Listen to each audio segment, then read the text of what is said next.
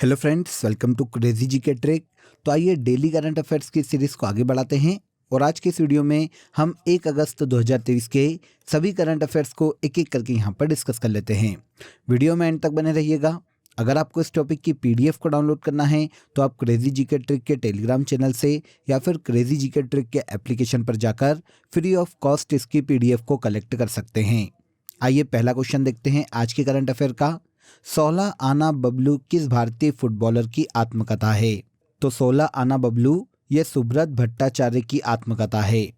अब सुब्रत भट्टाचार्य एक्चुअल में है कौन? तो देखिए फ्रेंड्स, ये भारतीय टीम और मोहन बागान के पूर्व डिफेंडर हैं जिनके ऊपर हाल ही में इनकी आत्मकथा 16 आना बबलू का अनावरण किया गया है।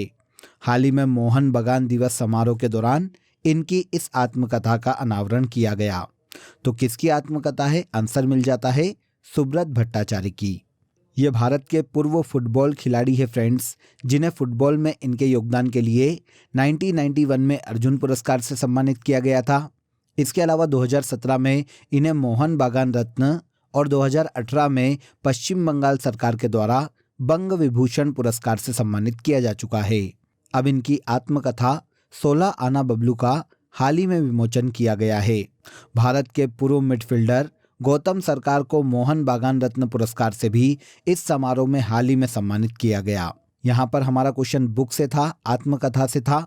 तो 16 आना बबलू सुब्रत भट्टाचार्य की आत्मकथा है, जो कि भारतीय फुटबॉल टीम के पूर्व डिफेंडर रह चुके हैं। अब देखिए, अगर हम मोहन बागान की बात करें, इस फुटबॉल क्लब की बात करें, तो ये एशिया का सबसे पुराना फुटबॉल क्लब है, जिसकी स्थापना 15 अगस्त 1889 में की गई थी। इसे मेरिनर्स उपनाम के नाम से जाना जाता है। 16 आना बबलू के अलावा अगर हम अदर प्लेयर की बायोग्राफी की बात करें तो डेविड बेकहम की माई साइड नाम की बायोग्राफी है, राफेल बेनिटेस की a season on the brink, Ricky Ponting की आत्मकथा को at the close of play के नाम से जाना जाता है और सनी डेज सुनील गावस्कर की आत्मकथा है। इन्हें भी याद रखिएगा, कभी कभी एग्जाम में पूछी जाती है। देखिए दोस्तों, अगर आपको मंथली करंट अफेयर्स की डिटेल पीडीएफ लेना है तो आप रूट एप्लीकेशन या क्रेजी जीके ट्रिक एप्लीकेशन से डाउनलोड कर सकते हैं। साथ ही आप वीडियो के कमेंट बॉक्स में भी लिंक दिया हुआ है, जहां से क्लिक करके आप ले सकते हैं। इन मंथली करंट अफेयर्स पीडीएफ में देखिए पूरे मंथ के जो सबसे ज्यादा एग्जाम रिलेवेंट क्वेश्चन होते हैं, उन क्वेश्चन को यहाँ पर डिटेल के साथ प्रोवाइड किया गया है, जो एग्जाम के लास्ट टाइम रिविजन में आपको बहुत हेल्प करता है। तो एक बार जरूर क्लिक करें। चलिए आगे बढ़ते हैं। सेकंड देखिए, हाल ही में क्रिकेटर स्टुअर्ट ब्रॉड ने संन्यास की घोषणा की। इनका संबंध किस देश से है? तो स्टुअर्ट ब्रॉड की अगर हम बात करें तो ये इंग्लैंड के फास्ट बॉलर हैं, जिन्होंने हाल ही में देखिए इंटरनेशनल क्रिकेट से रिटायरमेंट की घोषणा की है। अभी देखिए इंग्लैंड और ऑस्ट्रेलिया के मध्य में एशेज सीरीज खेली जा रही है, जिसके 5वें टेस्ट मैच में इंग्लैंड के फास्ट बॉलर स्टुअर्ट ब्रॉड ने इंटरनेशनल क्रिकेट से रिटायरमेंट की घोषणा की है। किस देश के खिलाड़ी हैं? इंग्लैंड के क्रिकेट खिलाड़ी हैं। स्टुअर्ट देखिए टेस्ट क्रिकेट में 600 से ज़्यादा विकेट लेने वाले विश्व के 5वें गेंदबाज हैं। अभी तक सबसे ज़्यादा टेस्ट विकेट मुथैया मुरलीधरन के नाम हैं, जो कि श्रीलंका के खिलाड़ी हैं। इन्होंने अपने करियर में 800 टेस्ट विकेट लिए हैं। स्टुअर्ट ब्रॉड इस सूची में 5वें सबसे सफल गेंदबाज हैं। ब्रॉड ने 121 वनडे इंटरनेशनल मैच भी खेले हैं और इसके अलावा 56 T20 इंटरनेशनल मैच भी खेले हैं।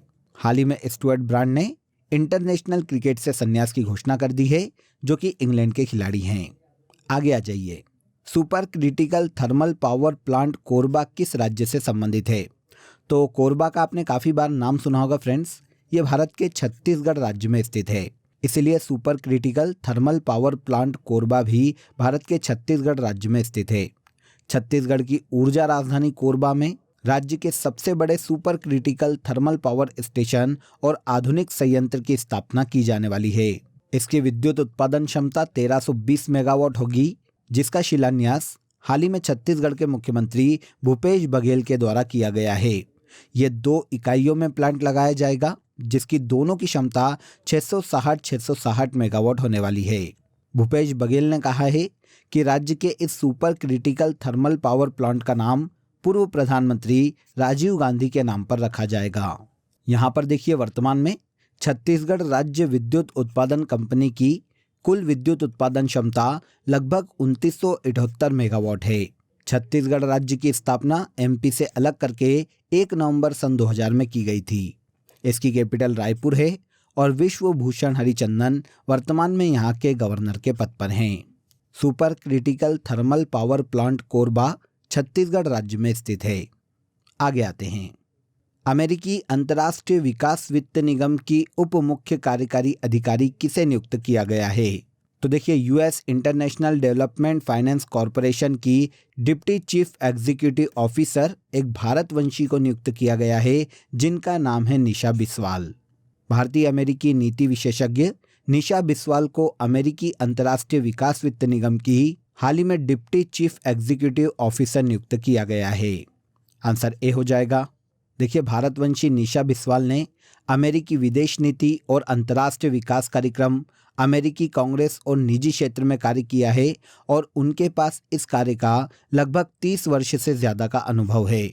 इसीलिए अब निशा बिस्वाल को US international development finance corporation का डिप्टी चीफ एग्जीक्यूटिव ऑफिसर बनाया गया है।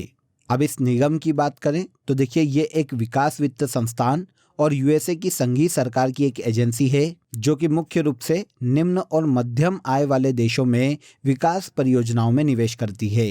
इस कंपनी की नई डिप्टी चीफ एग्जीक्यूटिव ऑफिसर भारतवंशी निशा बिस्वाल को बनाया गया है।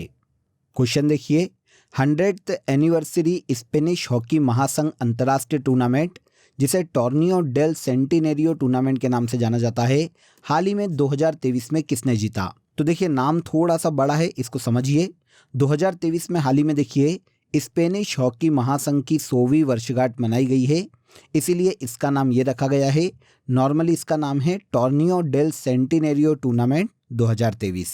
इसका खिताब हाल ही में भारत की हॉकी टीम ने अपने नाम किया है। आंसर ए हो जाएगा।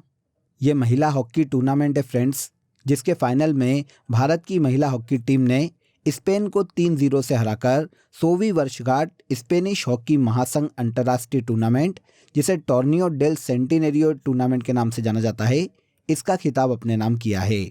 भारत की ओर से देखिए वंदना कटारिया, मोनिका और उदिता ने फाइनल में भारतीय टीम के लिए गोल किए हैं।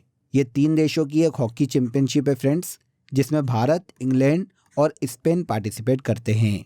इस प्रतियोगिता का आयोजन हाल ही में स्पेन की हॉकी फेडरेशन की 100वीं वर्षगांठ पर स्पेन में किया गया था। इसका फाइनल भारतीय महिला हॉकी टीम ने स्पेन की हॉकी टीम को हराकर अपने नाम किया है। ओके, यहाँ तक के सभी क्वेश्चन आपको क्लियर हो गए होंगे। अब देखिए, आज की कंट्री इन न्यूज़ में हम श्रीलंका को डिस्कस कर लेते हैं, जो कि एशिया महाद्वीप में भारत के दक्षिण में भारत का समुद्री पड़ोसी देश है। इसकी कैपिटल श्री जयवर्धनेपुरम है, जो कि इसकी विधायी कैपिटल है, जबकि इसकी न्यायिक या कार्यकारी कैपिटल की बात करें तो ये कोलंबो है। करेंसी की बात करें तो ऑफिशियली यहाँ पर श्रीलंकाई रुपया यूज़ किया जाता है। पड़ोसी देश एकमात्र समुद्री पड़ोसी है इंडिया। राष्ट्रपति की बात करें तो यहाँ के प्रेसिडेंट रानिल विक्रमसिंघे है। प्रमुख लैंग्वेज के रूप में सिंहली, तमिल और अंग्रेजी भाषा यहाँ पर परंपरा के रूप में यूज़ की जाती है। श्रीलंका को हिंद महासागर का मोती कहा जाता है। माउंट पेड्रो श्रीलंका की सबसे ऊंची चोटी है और महावेली गंगा श्रीलंका की सबसे लंबी नदी है। यहाँ पर एक बंदरगाह है हवनटोटा, जिसे श्रीलंका ने चीन को लीज पर दे दिया है। पाक जल संधि भारत और श्रीलंका के मध्य में स्थित है, जो कि मन्नार की खाड़ी और बंगाल की खाड़ी या पाक की खाड़ी को जोड़ती है। राम सेतु रामेश्वरम के धनुषकोडी से श्रीलंका के मन्नार द्वीप तक फैला हुआ है, जो कि पौराणिक मान्यताओं के अनुसार भगवान श्री राम के द्वारा बनाया गया है। तो ये श्रीलंका है, जो कि भारत का दक्षिणी पड़ोसी देश है। इसके सभी इंपॉर्टेंट फैक्ट यहाँ पर हमने डिस्कस कर लिए। छोटे छोटे फैक्ट है, लेकिन एग्जाम में काफ़ी पूछे जाते हैं, याद रखिएगा। आगे आ जाइए। आगे देखिए, हाल ही में इसरो ने श्रीहरिकोटा से किस रॉकेट से सिंगापुर के 7 उपग्रहों को सफलतापूर्वक लॉन्च किया है? तो भारत की अंतरिक्ष एजेंसी इसरो के द्वारा श्रीहरिकोटा पर स्थित सतीश धवन अंतरिक्ष केंद्र से PSLV C56 के माध्यम से सिंगापुर के 7 उपग्रहों को हाल ही में सफलतापूर्वक लॉन्च किया गया है। आंसर ए हो जाएगा। PSLV C56 का इसमें यूज़ किया गया था, जिसके माध्यम से सिंगापुर के 7 सैटेलाइट को इसरो के द्वारा हाल ही में लॉन्च किया गया है। सिंगापुर के इन 7 सैटेलाइट में से एक DSSAR काफ़ी इम्पॉर्टेंट है फ्रेंड्स, जो कि देखिए सिंगापुर के न्यू स्पेस इंडिया लिमिटेड का वाणिज्यिक मिशन है। सिंगापुर के इस उपग्रह में इजराइल के सिंथेटिक अपर्चर रडार पेलोड का उपयोग किया गया है, जिससे खराब मौसम और रात में भी उच्च गुणवत्ता वाली तस्वीरें अंतरिक्ष से प्राप्त की जा सकती है। तो DSSAR सैटेलाइट को मिलाकर सिंगापुर की 7 सैटेलाइट को हाल ही में इसरो के द्वारा लॉन्च किया गया है। इस साल देखिए ये इसरो का तीसरा कमर्शियल मिशन है। इसरो की बात करें तो इंडियन स्पेस रिसर्च ऑर्गेनाइजेशन के नाम से इसे जाना जाता है, जिसकी स्थापना 15 अगस्त 1969 को की गई थी। इसका हेडक्वार्टर बेंगलुरु में स्थित है और वर्तमान में श्री S सोमनाथ इस संस्था के अध्यक्ष के पद पर हैं। हाल ही में इसरो के द्वारा सिंगापुर के 7 सैटेलाइट PSLV C56 के माध्यम से भेजे गए हैं। अगले क्वेश्चन पर आते हैं। हाल ही में किस राज्य में मचेल माता की वार्षिक तीर्थ यात्रा शुरू की गई? तो मचेल माता वार्षिक तीर्थ यात्रा की शुरुआत हाल ही में भारत के जम्मू कश्मीर राज्य में की गई है। यह जम्मू कश्मीर राज्य का देखिए देवी पूजा का एक पर्व है फ्रेंड्स, जो कि देवी को प्रसन्न करने के लिए एक वार्षिक तीर्थ यात्रा के तौर पर मनाया जाता है। तो किस राज्य में आयोजित किया जाता है ये पूछा गया है।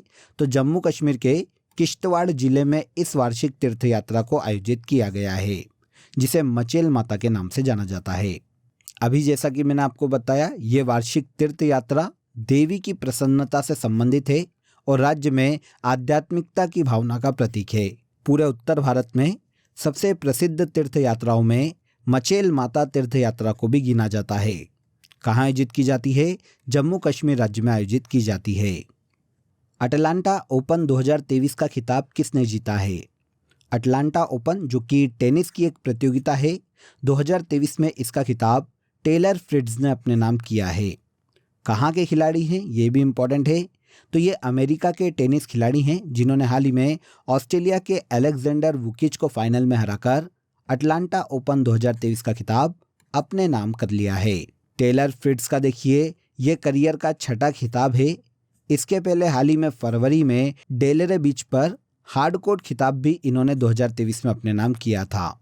यहाँ पर हम अटलांटा ओपन की बात करें तो ये एक पेशेवर पुरुष टेनिस टूर्नामेंट है, जिसकी शुरुआत 2010 में की गई थी। 2023 में इसका खिताब अमेरिका के टेनिस खिलाड़ी टेलर फ्रिट्ज ने अपने नाम किया है।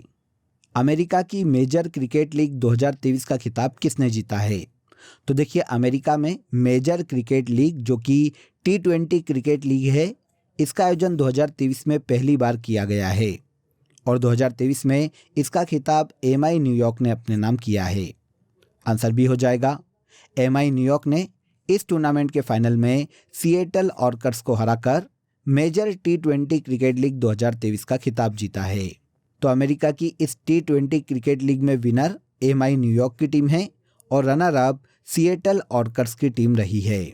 जैसा कि अभी मैंने आपको बताया, ये अमेरिका का पहला प्रोफेशनल T20 लीग है या T20 चैंपियनशिप है, जिसकी शुरुआत इसी साल 2023 में की गई है और इस टूर्नामेंट में टोटल 6 टीमों ने पार्टिसिपेट किया था। MI न्यूयॉर्क की टीम ने मेजर क्रिकेट लीग 2023 का खिताब अपने नाम कर लिया है। इसके बाद आज के करंट अफेयर का सबसे लास्ट क्वेश्चन देखिए। जलवायु परिवर्तन पर अंतर सरकारी पैनल के नए अध्यक्ष के रूप में किसे चुना गया है? तो देखिए क्लाइमेट चेंज पर इंटर गवर्नमेंटल पैनल के नए अध्यक्ष के रूप में जेम्स फर्ग्यूसन जिम एस्कैया को चुना गया है। आंसर डी हो जाएगा। यहाँ पर मैं जेम्स बोलूँगा तो आप समझ जाना इन्हीं की बात हो रही है, क्योंकि नाम थोड़ा लंबा है। देखिए यूनाइटेड किंगडम्स के जेम्स को केनिया के नैरोबी में जलवायु परिवर्तन पर इंटर गवर्नमेंटल पैनल का नया अध्यक्ष चुना गया है। तो कहाँ के रहने वाले हैं ये भी पता चल जाता है। ये यूनाइटेड किंगडम के रहने वाले हैं। जेम्स का चुनाव इस पद के लिए नैरोबी में UNEP के मुख्यालय में intercontinental panel on climate change के 59वें सत्र के दौरान किया गया था। इंपीरियल कॉलेज लंदन में सस्टेनेबल एनर्जी के प्रोफेसर जेम्स ने ब्राजील के थेल्मा क्रूक को इस चुनाव में हराकर इस पद पर कब्जा किया है। तो हाल ही में जेम्स फर्ग्यूसन जिम एस्कैया को जलवायु परिवर्तन पर अंतर सरकारी पैनल का अध्यक्ष नियुक्त किया गया है। इस पैनल की बात करें, इस संस्था की बात करें कि यह संस्था क्या है, तो इस संस्था की स्थापना 1988 में यूनाइटेड नेशन एनवायरनमेंट प्रोग्राम और विश्व मौसम विज्ञान संगठन के बीच एक सहयोग के माध्यम से समझौते के माध्यम से स्थापित किया गया था। इस संस्था का मुख्यालय जिनेवा में स्थित है और स्थापना 1988 में की गई थी। क्लियर? तो यहाँ पर देखिए 1 अगस्त 2023 के सभी करंट अफेयर्स को हमने डिटेल में समझ लिया। अब आ जाइए आज की फैक्ट शीट में हम वर्ल्ड के इम्पॉर्टेंट मॉन्यूमेंट्स को डिस्कस कर लेते हैं कि कौन से देश में कौन सा मॉन्यूमेंट काफ़ी फेमस है। तो आइए देखिए, पीसा की झुकी हुई मीनार पीसा इटली में स्थित है। क्रेमलिन टावर मॉस्को रूस में स्थित है। पार्थनॉन एथेंस यूनान में स्थित है। इंपीरियल पैलेस जापान के टोक्यो में स्थित है। ग्रेट वॉल ऑफ चाइना उत्तरी चाइना में चीन में स्थित है। ओपेरा हाउस की बात करें तो ऑस्ट्रेलिया के सिडनी में स्थित है। पिरामिड कहाँ फेमस है तो ये गीजा में है जो कि मिस्र में स्थित है। एफिल टावर पेरिस में है फ्रांस में। इसके बाद पवन चक्कियों के लिए डेनमार्क के किंडर डिस्क को जाना जाता है। स्टैच्यू ऑफ लिबर्टी यूएसए के न्यूयॉर्क में स्थित है और भारत में ताजमहल आगरा में स्थित है। तो ये इंपॉर्टेंट मॉन्यूमेंट्स है जो कि वर्ल्ड में काफ़ी फेमस है। अब आ जाइए लास्ट डे के सभी करंट अफेयर्स को एक बार हम यहाँ पर रिवाइज कर लेते हैं। महाराष्ट्र सरकार द्वारा किसे पहला उद्योग रत्न पुरस्कार प्रदान किया जाएगा? तो पहला उद्योग रत्न पुरस्कार महाराष्ट्र सरकार के द्वारा रतन टाटा को दिया जाएगा। चर्चा में रहा पारकाचिक ग्लेशियर लद्दाख में स्थित है। दुनिया का सबसे बड़ा म्यूजियम युगे युगीन भारत नेशनल म्यूजियम का निर्माण नई दिल्ली में किया जा रहा है। डॉक्टर आपके गांव नामक पहल जम्मू कश्मीर राज्य से संबंधित है। भारत में सर्वाधिक बाघ वाला स्टेट मध्य प्रदेश है। दिल्ली में आयोजित अखिल भारतीय शिक्षा समागम का उद्घाटन भारत के पीएम नरेंद्र मोदी के द्वारा किया गया है। आगे आइए, टाटा स्टील के नए एमडी और सीईओ टीवी नरेंद्रन बनाए गए हैं। मेंस T20 वर्ल्ड कप 2024 का आयोजन वेस्टइंडीज और अमेरिका में संयुक्त रूप से किया जाएगा। पूर्व राष्ट्रपति डॉक्टर APJ अब्दुल कलाम पर लिखित पुस्तक doctor APJ Abdul Kalam memories never die का विमोचन भारत के होम मिनिस्टर अमित शाह के द्वारा किया गया है। लास्ट देखिए, आयुष्मान भारत डिजिटल मिशन के तहत कुल कितनी माइक्रोसाइट परियोजना की शुरुआत की गई है? तो आयुष्मान भारत डिजिटल मिशन के तहत टोटल 100 माइक्रोसाइट परियोजना की शुरुआत की गई है। तो ये सभी करंट अफेयर लास्ट डे के सेशन में हमने डिटेल में समझे थे। अब आज के लिए आपका क्वेश्चन ऑफ द डे है, किस एंग्लो मैसूर युद्ध के बाद श्रीरंगपट्टनम की प्रसिद्ध संधि हुई थी? आंसर कमेंट बॉक्स में ज़रूर बताइएगा, काफ़ी इंपॉर्टेंट क्वेश्चन है। इसके अलावा दोस्तों आप सभी के लिए एक इम्पॉर्टेंट अपडेट है। अब आपके लिए क्रेजी जीके ट्रिक के सभी कोर्सेज वेबसाइट पर भी अवेलेबल है। ये सभी कोर्सेज आप सभी की रिक्वायरमेंट और लेटेस्ट एग्जाम पैटर्न को ध्यान में रखकर डिज़ाइन किए गए हैं। यहाँ हम बेसिक कॉन्सेप्ट के साथ साथ कॉम्प्रिहेंसिव लर्निंग पर फोकस करते हैं। तो एक बार ज़रूर वेबसाइट पर विजिट करें, इसका लिंक आपको डिस्क्रिप्शन बॉक्स में दिया गया है। तो आज के इस वीडियो में बस इतना ही। अगर वीडियो अच्छा लगा हो तो वीडियो को लाइक और शेयर कर दीजिए, चैनल को सब्सक्राइब कर लीजिए। कल फिर मुलाकात करेंगे नेक्स्ट डे के करंट अफेयर में। तब तक अपना ख्याल रखिए। जय हिंद, जय भारत।